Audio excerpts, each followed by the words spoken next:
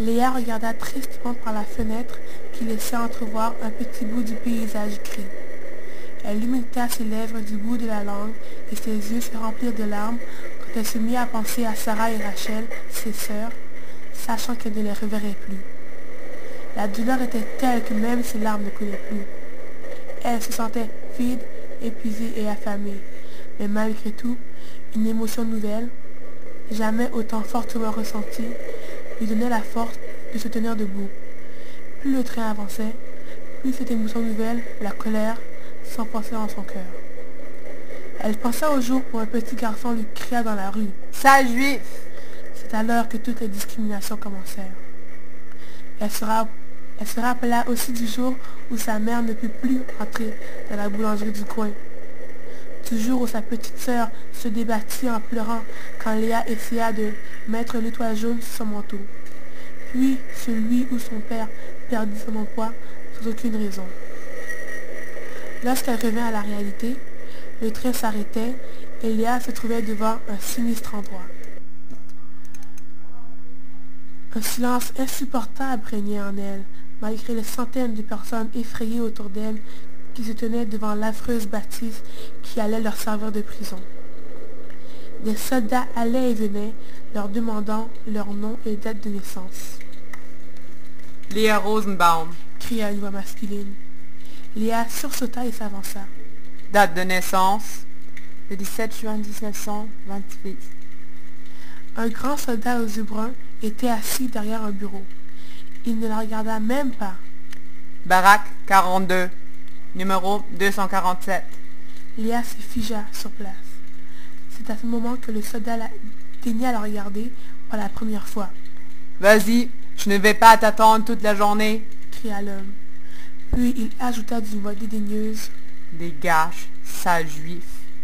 D'un coup, toute la colère qu'elle avait réussi à chasser revint et empoisonna de nouveau son cœur. Mais Léa se tut et pensa. Voilà, c'est à ça que se reçut ma vie. Le numéro 247.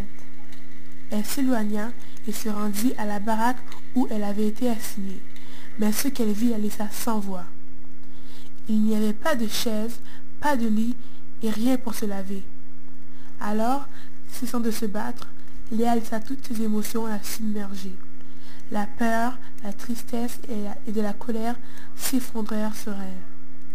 Elle se sentit comme une goutte d'eau qui tombe dans un immense océan. Elle se sentait si perdue. Mais où était Dieu? Que faisait-il? Ne la voyait-il pas dans ce camp de concentration? N'entendait-il pas les cris de son cœur? Il ne lui restait qu'une chose à faire, une seule chose à laquelle s'accrocher, la prière.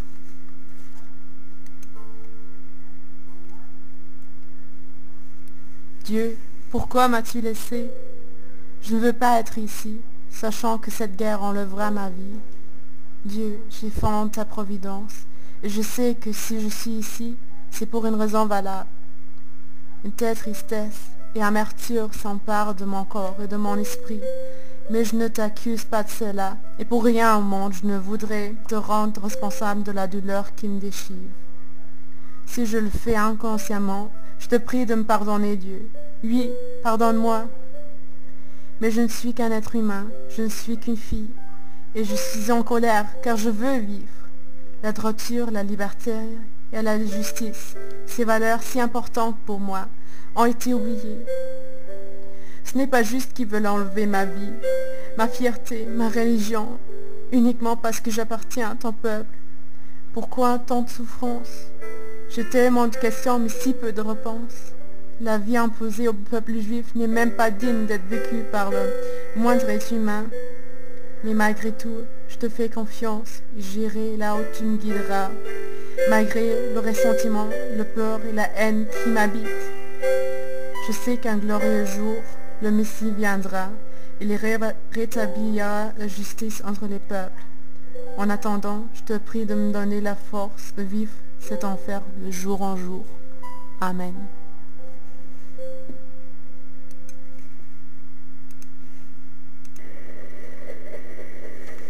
Léa regarda tristement par la fenêtre qui laissait entrevoir un petit bout du paysage gris.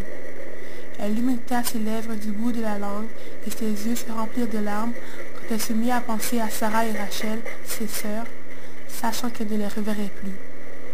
La douleur était telle que même ses larmes ne coulaient plus.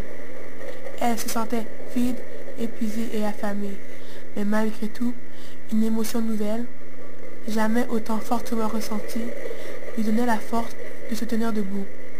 Plus le train avançait, plus cette émotion nouvelle, la colère, s'enfonçait en son cœur.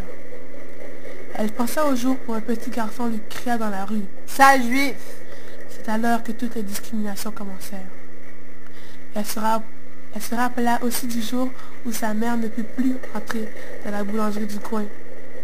Du jour où sa petite sœur se débattit en pleurant quand Léa essaya de mettre l'étoile jaune sur son manteau.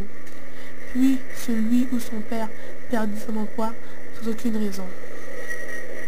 Lorsqu'elle revint à la réalité, le train s'arrêtait et Léa se trouvait devant un sinistre endroit.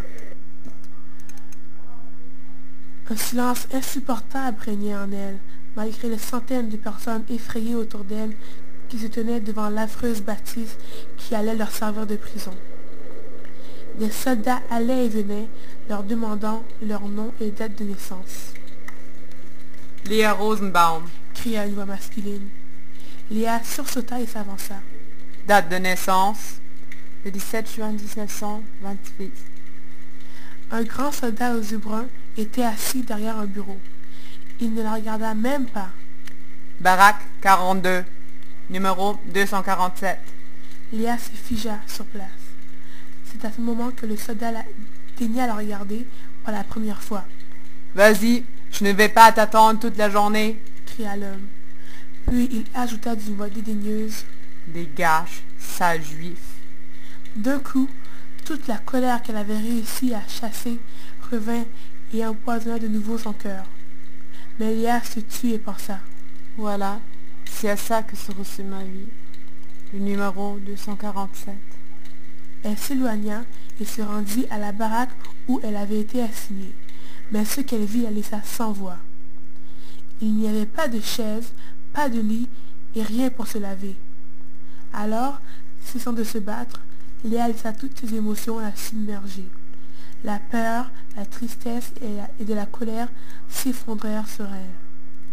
Elle se sentit comme une goutte d'eau qui tombe dans un immense océan. Elle se sentait si perdue.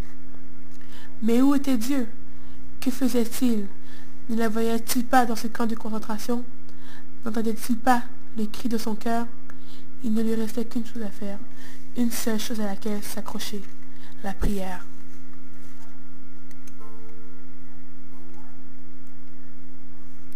Dieu, pourquoi m'as-tu laissé? Je ne veux pas être ici, sachant que cette guerre enlèvera ma vie.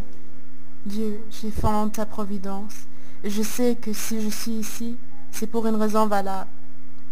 Une telle tristesse et amertume s'emparent de mon corps et de mon esprit, mais je ne t'accuse pas de cela, et pour rien au monde je ne voudrais te rendre responsable de la douleur qui me déchire. Si je le fais inconsciemment, je te prie de me pardonner, Dieu. Oui, pardonne-moi. Mais je ne suis qu'un être humain, je ne suis qu'une fille, et je suis en colère car je veux vivre. La droiture, la liberté et la justice, ces valeurs si importantes pour moi, ont été oubliées. Ce n'est pas juste qu'ils veulent enlever ma vie, ma fierté, ma religion, uniquement parce que j'appartiens à ton peuple. Pourquoi tant de souffrance? J'ai tellement de questions mais si peu de réponses. La vie imposée au peuple juif n'est même pas digne d'être vécue par le moindre être humain.